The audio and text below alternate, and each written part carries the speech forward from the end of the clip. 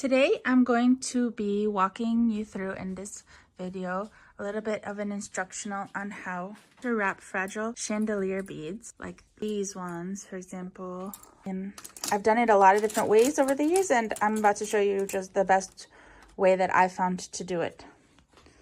That'll hopefully save you some trouble if you ever want to wrap a fragile bead. I took these beads off already of this frame because this lamp has been sold.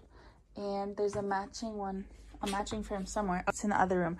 So it's two chandelier lamps and all their beads. So let's just get right into it. To get started, you're gonna need your bubble wrap here. I'm not in the video today, guys, because I'm wearing my pajamas. Hi. That's the great thing about working from home, is that you can wear your pajamas while you work. So I'm trying not to be in this video. But anyways, here's the bubble wrap. And you wanna use the shorter kind of bubble wrap. You don't wanna use the really long, the long roll kind. And then just get started. I'm gonna do it and then I'm gonna speed it up so you can see the whole process. And then at the end, we just wrap it again in corrugated cardboard. And this might seem really simple and obvious. Maybe I'm just slow, I don't know, but it took me a really long time to figure this out and have all my crystals arrive to their destination without any breakage or anybody complaining or anything falling out. So here we go.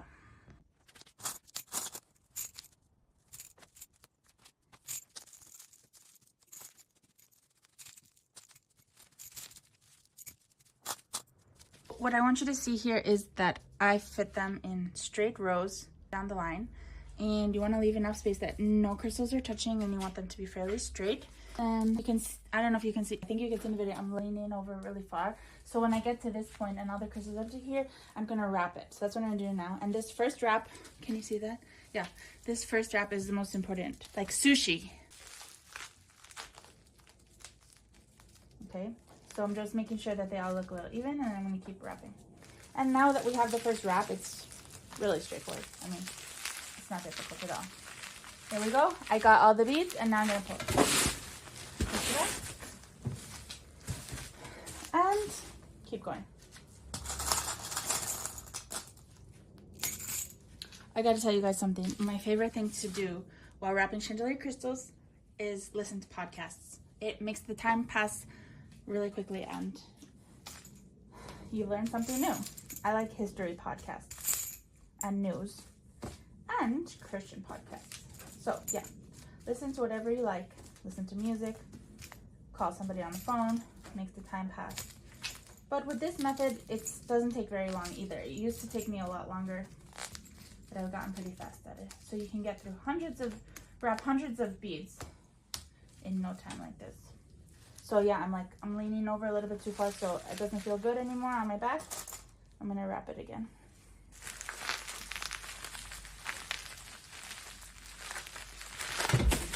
That's it. You can even sit down while you do this. So I'm gonna bring up a chair actually and sit down. A chair, you can't see that. A chair.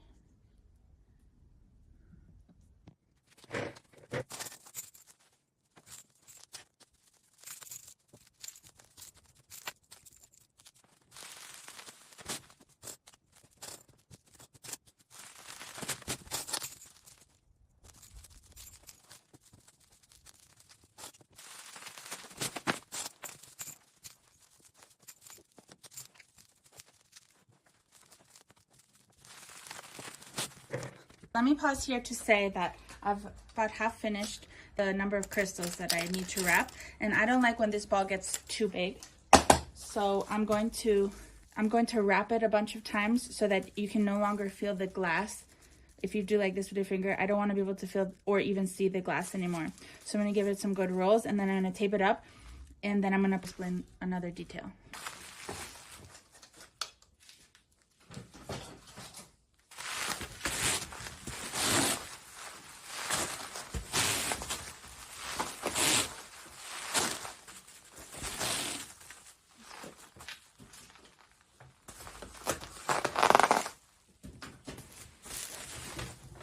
Right, I just want to explain one thing to you guys here. So learn from my mistake. This looks really nice and tight right now, but when it arrives to the person on the other side of the world, wherever you're shipping your beads or your chandeliers to, all this is going to have become really loose, and these chandelier beads are going to start to fall out, and then the person's not going to feel happy about that because it looks really insecure.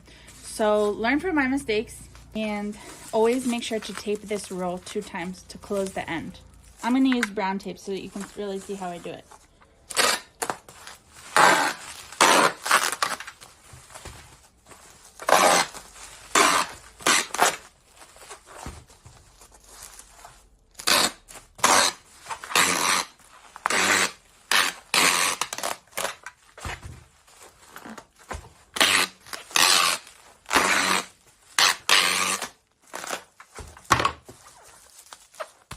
Good. I'm going to just set this aside for now, and we're going to come back to this later when we wrap it in corrugated cardboard. So I set this to the side now over here off the screen, and I'm going to start on the second half of that batch of crystals.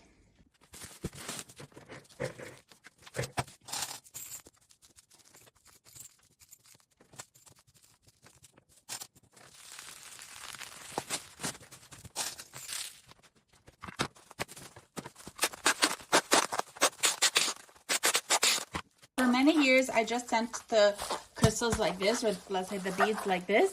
But after some years, I decided I wanted to make sure that the beads were even more and more protected, because sometimes I don't have any extra beads, as these beads can be extremely rare.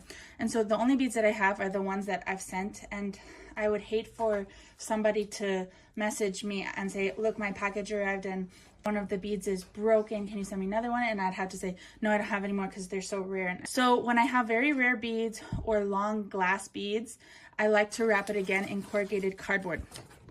This is a trick that I saw another eBay or Etsy seller show one time when they were wrapping ceramic stuff.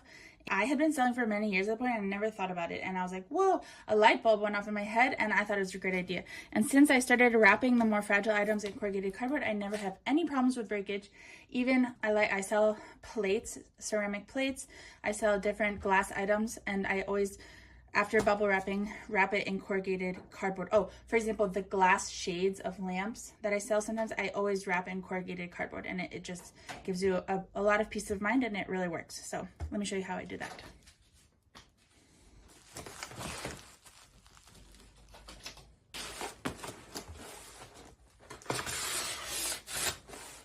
I know there's some people out there who are like, oh, you're gonna dull the blade. I don't care. I have a bajillion blades, and when this gets dull, I just get a new blade. So open it up, cut it down on this side.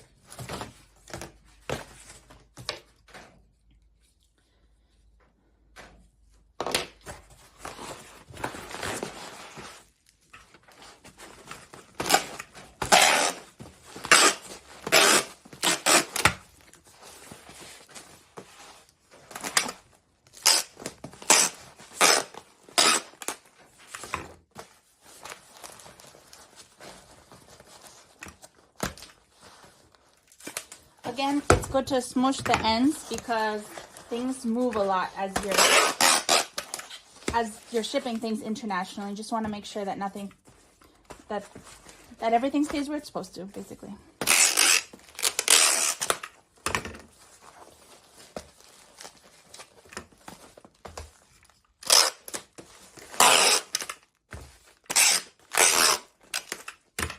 When I first got started, I saw a video of a woman packing a fragile item that she had sold on eBay, and she wanted to ship this fragile item.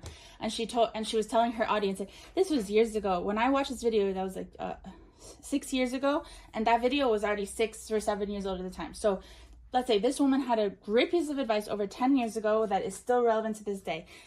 Movement is the enemy of fragile items. If you want to protect your fragile items, make sure that nothing moves. So at every step of the packing process, you just want to make sure that there's as little movement as possible. That goes from the wrapping. As you're wrapping, you want to wrap tightly. The taping, you want to tape tightly. You want to tape the corrugated cardboard over the bubble wrap tightly. And then once you put it into the package, you need to pack everything tightly and stuff it really good around every corner, and make sure that when you tape that package closed and you shake it like this, you don't want to hear any movement at all. And then you're not probably not going to have problems with breakage unless, I don't know, it falls off the back of a delivery truck or something. So there you have it, people. I'm not going to wrap this one. I think that was enough. And again, it's a nice courtesy to label your items.